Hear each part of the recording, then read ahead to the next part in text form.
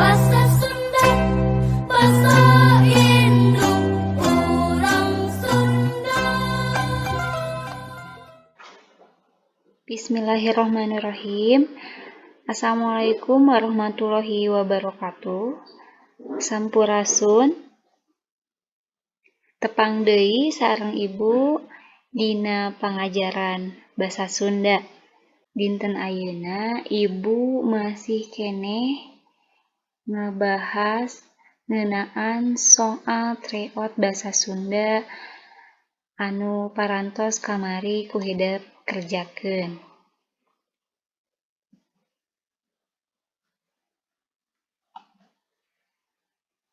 Di dieu aya soal baca carita di handap.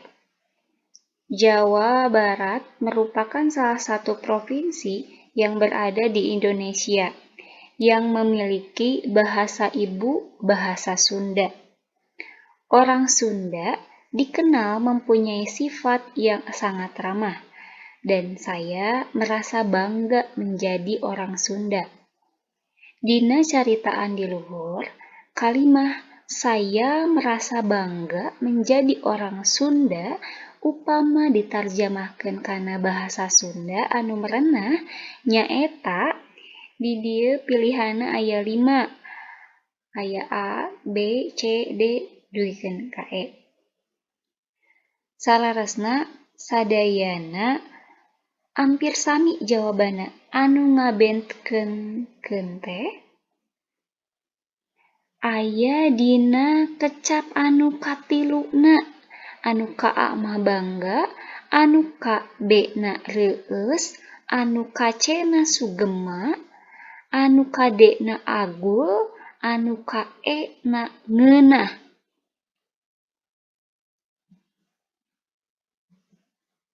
Penjelasanna, saya merasa bangga menjadi orang Sunda upama diterjemahkeun kana basa Sunda anu merenah teh jadi kuring ngarasa reueus jadi urang Sunda. Saya upami diterjemahkeun kana basa Sunda jadi kuring merasa jadi ngarasa, bangga jadi reueus, menjadi jadi, orang jadi urang, Sunda tetap Sunda. Jadi jawabanna nyaeta B. Kadenya pagentos bangga di Sunda mah sanes bangga sami sareng dina Indonesia, tapi pami bangga di Sunda mah jantenna teh hese. Tah jadi ari pami bangga dina basa Indonesia dikana Sundakeun janten reueus. Tekenging pagentos antawis bangga dina bahasa Indonesia sareng bangga dina bahasa Sunda. Soal nomor kadua sapertos kieu. Baca sing gemet ieu paragraf di handap. Kuring dilahirkeun di imah titinggal karuhun ti indung. Nu perenahna gigireun bale desa Cibolerang, Jatiwangi. Tapi waktu umur kuring kakara sawatara 11 bulan, kuring dibawa pindah ka Bumi Aki di Kampung Pasuketan. Da Aki ngagalih bumi di dinya. Saterusna kuring matuh di dinya nepi ka anggeus sakola rakyat. Tina sempalan paragraf di luhur, tokoh saha anu keur dicaritakeun teh? A. Karuhun, B. Indung, C. Kuring, D. Aki, E. Adi. Penjelasanna sapertos kieu. Kuring dilahirkeun di imah titinggal karuhun ti indung nu perenahna gigireun bale desa Cibolerang, Jatiwangi. Tapi waktu umur kuring kakara sawatara 11 bulan, kuring dibawa pindah ka Bumi Aki di Kampung Pasuketan. Da Aki ngagalih bumi di dinya. Saterusna kuring matuh di dinya nepi ka anggeus sakola rakyat. anu diceritakeun nyaeta tokoh kuring lantaran nu sejena ngajelaskeun kisah anu aya patalina jeung tokoh kuring eta. Jadi jawabanna teh nyaeta C nomor 2. Soal nomor 3. Titenan paguneman di handap. Anggi nyarios. Dandi kumaha tuang rama teh tos mulih ti Jakartana? Dandi ngawaler. Atos kamari wengi dongkapna teh mangga Gi bili bade karorompok mah. Anggi ngawaler. Muhun atuh pami atos nyondong mah engke sonten abi ka bumi Dandi.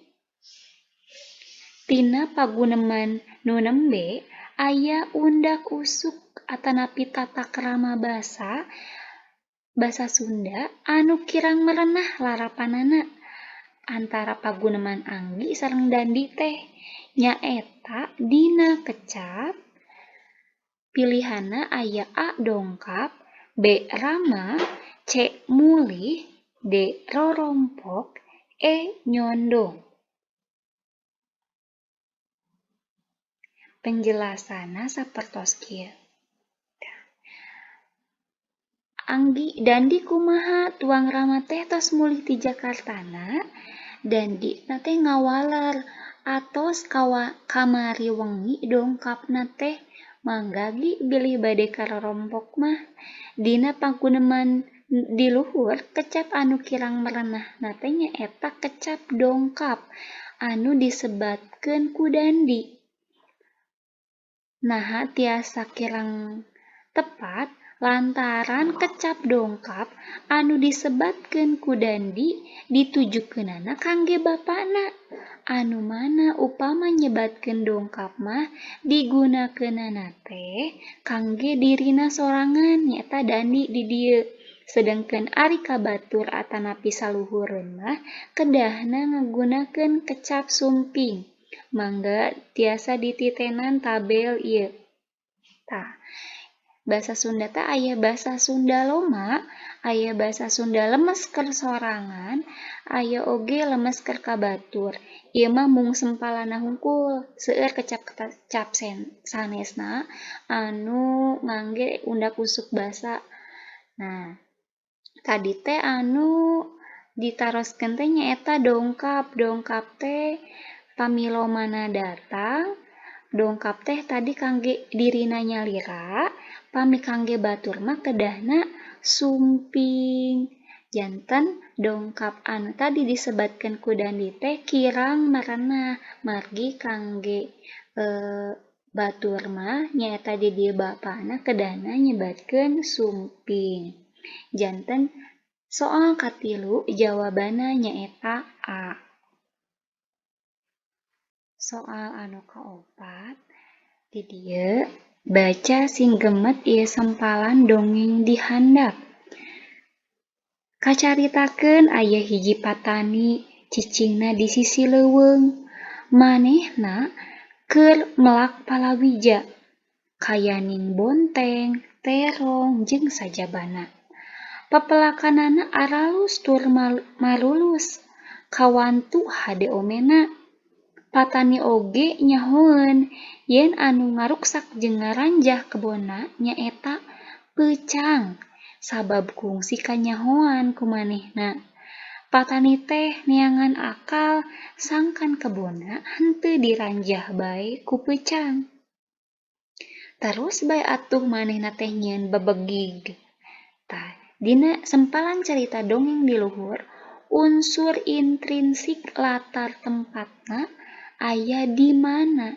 Pilihanna aya A leuweung, B lembur, C kampung, D kebon, E reuma.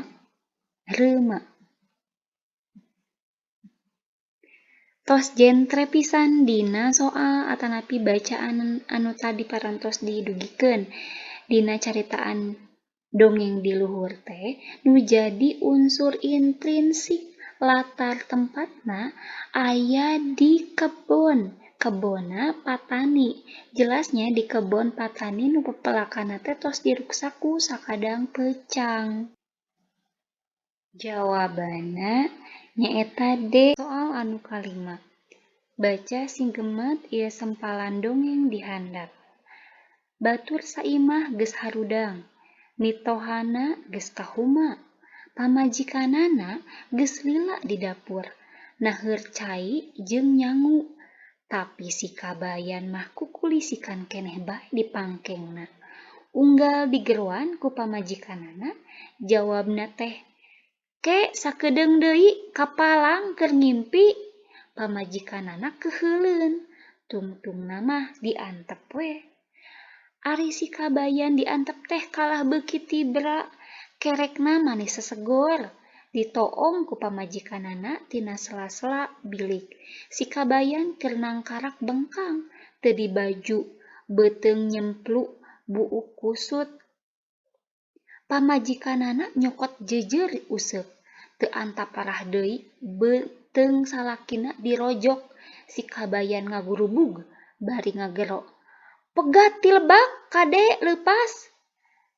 "Naon pegat ti lebak?" si iteung pamajikanana nyentak. Si kabayan ngorejat hudang. Nenjo pamajikanana nangtung bari nyekel jejer useup. Manehna nyentak, "Sia ngaganggu, kami keur ngimpi newak kancra. Geus we leupas deui da kumaneh digamahan. Lain ngomong teu puguh anggur neangan deungeun sangu ka ditu. Sangu geus asak, narek dahar karu uyah." Ditilik tina caritana, dongeng nu nembe teh kaasup kana jenis dongeng naon? Pilihanna aya A. Babel, B. Mite, C. Sage, D. Sasakala, E. Parabel. Penjelasanna sapertos kieu.